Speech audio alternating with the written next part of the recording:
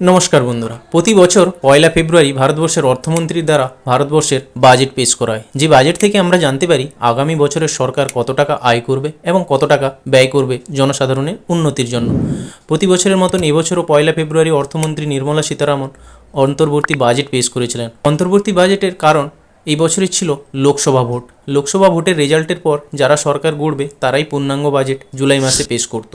আপনি হয়তো জানেন যে বছরগুলিতে লোকসভা নির্বাচন থাকে সেই বছরগুলিতে এই নিয়ম পালন করা হয়। 23শে জুলাই 2024-এ অর্থমন্ত্রী নির্মলা সীতারামন পেশ করলেন 2024 ও 25 অর্থবর্ষের সম্পূর্ণ বাজেট। আগামী কয়েক মিনিটের মধ্যে এবছরের বাজেট কেমন হলো সাধারণ মানুষদের জন্য একটু সহজ ভাষায় জানার চেষ্টা করব। সাধারণত যে কোনো দেশের পক্ষে বাজেট খুবই গুরুত্বপূর্ণ, তার কারণ বাজেট থেকেই জানা যায় সরকারের ভবিষ্যৎ পরিকল্পনা কী। সাধারণত বাজেটে দুটি বিষয় মুখ্য হয়ে ওঠে, প্রথমটি হলো আয় আর দ্বিতীয়টি হলো ব্যয়। সহজ ভাষায় দেশের যদি আয় না থাকে তাহলে ব্যয় করতে পারবে না। চলুন দেখে নেব দেশের কোন কোন ক্ষেত্র থেকে আয় হয়। ভারত সরকারের আয় মূলত ট্যাক্স থেকে আসে। এই ট্যাক্স বিভিন্ন ধরনের হতে পারে, যেমন ইনকাম ট্যাক্স, জিএসটি, কাস্টম ডিউটির মতন অনেক।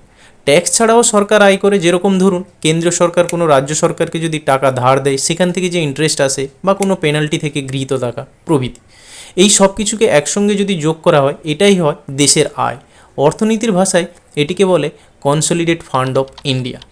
দেশের অর্থমন্ত্রক বিভিন্ন সময় আলোচনা করে আগামী বছর অর্থাৎ 31শে মার্চ 2025 অবধি ভারত সরকারের কোন কোন ক্ষেত্র থেকে কত টাকা আয় করতে পারে তার একটি হিসেব অনুমান করা হয়। বাজেটের মূল প্রতিপাদ্য বিষয় হলো সেই টাকার উৎস। 2024-এর বাজেটে কেন্দ্রীয় সরকার হিসেব করে জানিয়েছে আগামী অর্থবর্ষে 31,29,200 কোটি টাকা আয় হবে। এক্ষেত্রে খরচ হবে 48,20,512 কোটি টাকা। এবারও আয়ের থেকে ব্যয়ের পরিমাণ বেশি। আপনার মনে প্রশ্ন আসতে পারে এটা কি করে সম্ভব? সহজ ভাষায় বোঝানোর চেষ্টা করছি। সাধারণত বাজেট তিন ধরনের হয়: সারপ্লাস বাজেট, যেখানে খরচের থেকে আয় বেশি; ব্যালেন্স বাজেট, যেখানে আয় ও খরচের পরিমাণ সমান; এবং তৃতীয় হচ্ছে ডেফিসিট বাজেট, যেখানে আয়ের থেকে খরচের পরিমাণ বেশি। ভারতের ইতিহাসে একমাত্র সারপ্লাস বাজেট দেখতে পাওয়া গেছিল 1951 সালে একবারই। তারপর থেকে ভারতে যতবারই বাজেট ঘোষণা করা হয়েছে প্রত্যেকবারই ডেফিসিট বাজেট, অর্থাৎ আয়ের থেকে ব্যয় বেশি। এবছরের বাজেটে কোন কোন ক্ষেত্রে কত টাকা খরচ করা হবে? 2047-এর যে বিকশিত ভারত, এর জন্য 9টি অগ্রাধিকার ক্ষেত্র ঘোষণা করা হয়েছে।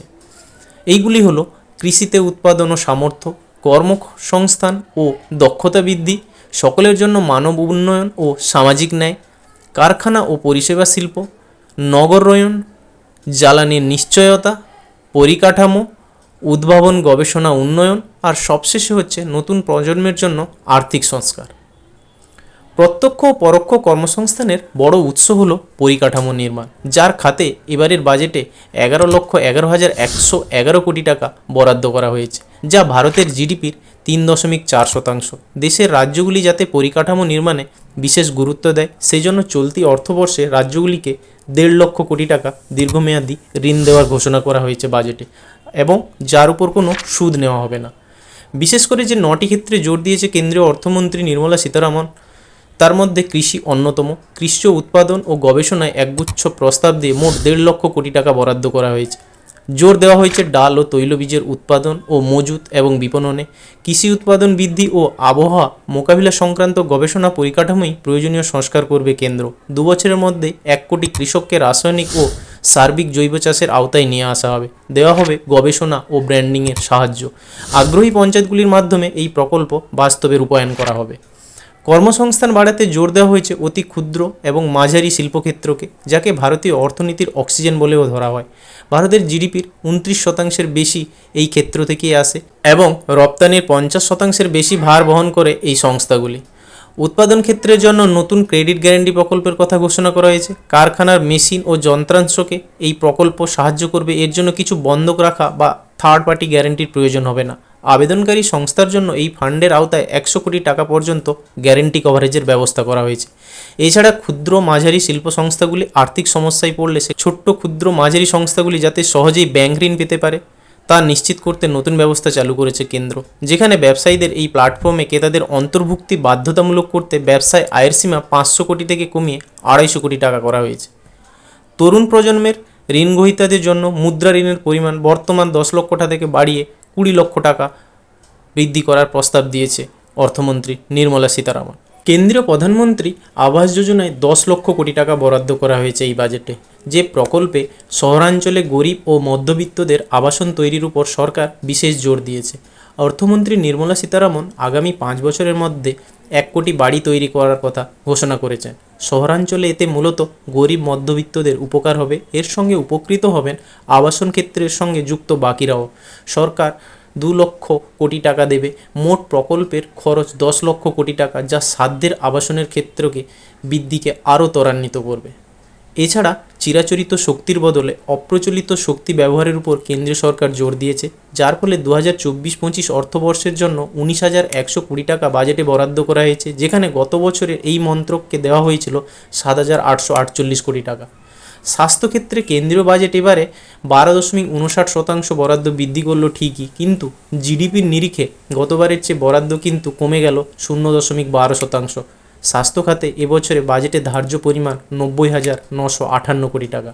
মহিলাদের উন্নয়ন ও ক্ষমতায়নের জন্য বরাদ্দ করা হয়েছে 3 লক্ষ কোটি টাকা। কিছুদিন আগে ওয়ার্ল্ড ইকোনমিক ফোরামের একটি রিপোর্টে দেখা গিয়েছিল জেন্ডার ইনইকুয়ালিটি, অর্থাৎ পুরুষের সঙ্গে নারীর কর্মক্ষেত্রে ভারতের অবস্থান 146টি দেশের মধ্যে 129 নম্বরে ছিল।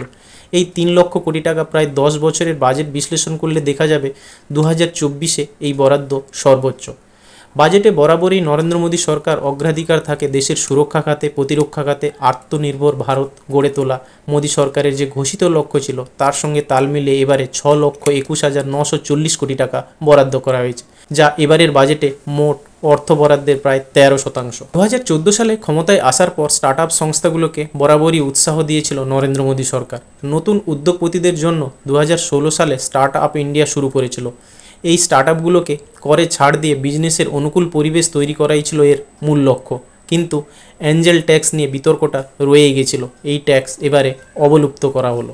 যদি রাজ্যগুলির দিকে তাকানো হয় তাহলে এবারে বাজেট ছিল 2টি রাজ্যকে কেন্দ্র করে মনে হয়। তার কারণ আপনারা সবাই জানেন, তৃতীয়বারের জন্য নরেন্দ্র মোদী ক্ষমতায় একক সংখ্যাগরিষ্ঠতা নিয়ে আসতে পারেননি, জোট সঙ্গী করতে হয়েছে বিহারের নীতিশ কুমার ও অন্ধ্রপ্রদেশের চন্দ্রবাবু নাইডুকে। সেহেতু বিহার ও অন্ধ্রপ্রদেশ যেই বাজেটে বিশেষ সুবিধা পাবে তা সবারই জানা ছিল। কী পেল বিহার ও অন্ধ্রপ্রদেশ, এক নজরে দেখে নেওয়া যাক। বিহারের অর্থনীতিকে ঢেলে সাজাতে পরিকাঠামো ক্ষেত্রে 58,900 কোটি টাকা বরাদ্দ করেছে অর্থমন্ত্রী নির্মলা সীতারামন, যার মধ্যে সড়ক নির্মাণেই রয়েছে 26,000 কোটি টাকা। এছাড়া বন্যা নিয়ন্ত্রণে নীতিশ কুমারের রাজ্য বিহারকে 11,500 কোটি টাকা দেবে কেন্দ্রীয় সরকার। অন্ধ্রপ্রদেশের জন্য চলতি অর্থ বছরে 15,000 কোটি টাকার ব্যবস্থা করা হবে। রাজ্যের রাজধানী অমরাবতীর প্রয়োজনীয়তাকে মাথায় রেখে বিভিন্ন আন্তর্জাতিক সংস্থা থেকে অর্থ পাওয়ার বিষয়টি দেখবে কেন্দ্র। এছাড়া আগামী বছরগুলিতেও অতিরিক্ত অর্থের ব্যবস্থা করবে কেন্দ্রীয় সরকার। এবার চলুন আমাদের রাজ্য পশ্চিমবঙ্গের দিকে একটু নজর দেওয়া যাক।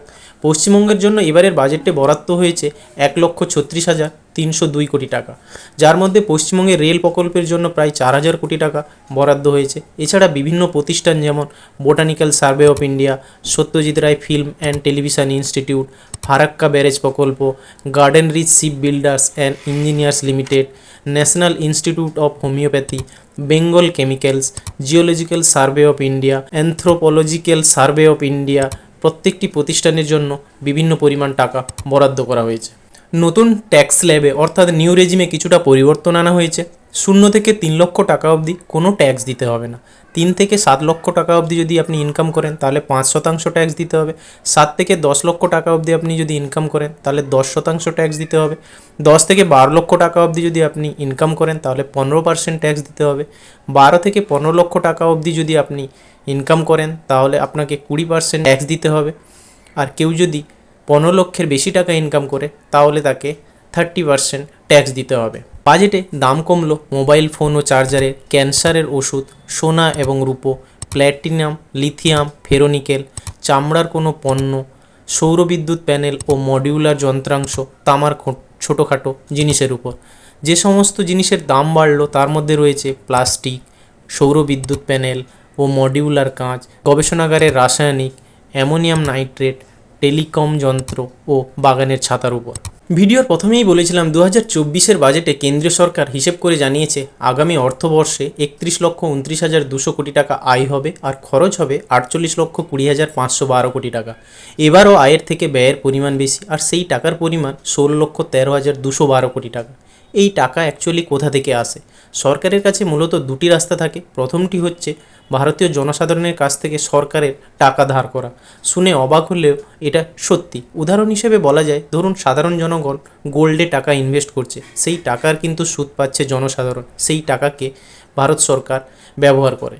আর দ্বিতীয়টি হচ্ছে বিদেশের বিভিন্ন অর্থনৈতিক সংস্থা কর্তৃক টাকার লোন নেওয়া। উদাহরণ হিসেবে বলা যায় IMF, world bank, Asian development bank, এগুলো থেকে যখন ভারত সরকার টাকা লোন হিসাবে নেয়। সরকার দেশকে স্টেবিলাইজ করার জন্য সরকারি চাকুরিদের বেতন দেওয়া, দেশের প্রতিরক্ষাকে শক্তিশালী করা, কৃষিকাজে উন্নতির জন্য চাষিদের যে সাবসিডি দেওয়া, বা রাস্তা হাইওয়ে বানানোর জন্য যে টাকার দরকার পড়ে, যদি আয়ের তুলনায় ব্যয়ের পরিমাণ বাড়ে, এইভাবে সরকার টাকা ধার নেয়। এই বাজেট নিয়ে বিরোধী রাজনৈতিক দল তাদের মতামত রেখেছে। কয়েকটি জিনিসের দাম কমলেও সাধারণ মধ্যবিত্তদের কাছে এই বাজেটের তেমন গুরুত্ব নেই, কারণ সাধারণ মধ্যবিত্তদের প্রতিদিনের যে দৈনন্দিন চাহিদা, সেই সমস্ত জিনিসের দাম কমেনি বলা চলে। যেরকম ধরুন গ্যাসের দাম, পেট্রোলের দাম, ডিজেলের দাম, তেল মশলা, সবজির দাম প্রভৃতি। সরকারকে সাধারণ মানুষ প্রতিনিয়ত ট্যাক্স দিয়ে চলেছে, অথচ সেই সাধারণ মধ্যবিত্তদের জন্য সরকারের তরফ থেকে কোনো উদ্যোগ নিতে দেখা গেল না। সাধারণ মানুষ পরবর্তী বাজেটের জন্য অপেক্ষা করবে, যাতে প্রাত্যহিক দৈনন্দিন জীবনে যেসব জিনিস রয়েছে সেগুলোর দাম নিয়ে সরকার ভাববে। আজকের ভিডিও এখানেই শেষ করলাম। আপনাদের মতামত কমেন্টের মাধ্যমে অবশ্যই জানাবেন। আর চ্যানেলে যদি আপনি নতুন এসে থাকেন তাহলে অবশ্যই চ্যানেলটিকে সাবস্ক্রাইব করবেন। আর হ্যাঁ, ভিডিওটি শেষ অবধি দেখার জন্য আপনাদের অসংখ্য ধন্যবাদ। ফিরে আসছি নতুন কোনো ভিডিও নিয়ে।